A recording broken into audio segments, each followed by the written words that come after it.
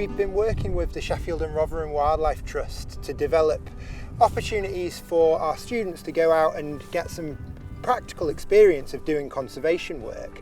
This is one of a series of different little pieces of work that we're doing that connect to much bigger pieces of work.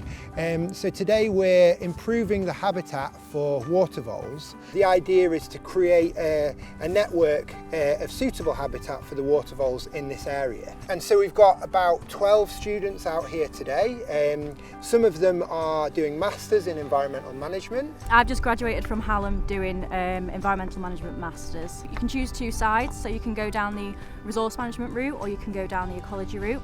The ecology route is the one that I went down, so it's all about the environment, animals, wildlife. We spent quite a lot of time outside doing surveys, looking at grasses, flowers, wildlife, and then using that to apply into our coursework.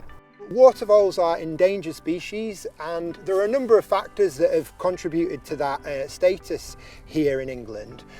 One of them is the loss of habitats, but probably one of the biggest one is the arrival of the American mink. And the American mink are an invasive species that are really, really good at sort of predating on wildlife, in particular water vole. And so what you're actually getting is this invasive species that's occupying a niche that the water voles are in and then driving them out of that habitat. So the work that we're trying to do here today is to connect the habitat together, which is fine when there's no mink present. When there are mink present, it becomes a little bit more complicated, because what you don't want to do is reconnect the habitat for mink as well. So the reason why the water vole are here at the moment is because the mink are disconnected from this area. And what we're doing is we're putting what's called leaky dams in place. And leaky dams are essentially, they can be created in lots of different ways, but here today we're using sort of it's like a dry stone wall that we put down, and then we pack it with rushes. And what we hope over a little bit of time, vegetation will build up around those dams. Water will bring sediment in, so it will actually create these pools.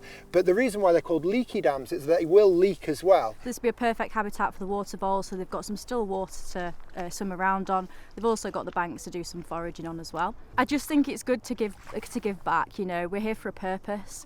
We're giving something back, we're creating something for other life. It's really important to help water voles and other species to be able to survive in environments like this. We need to work with them and not just against them and not ruin their habitat. We need to bring it back.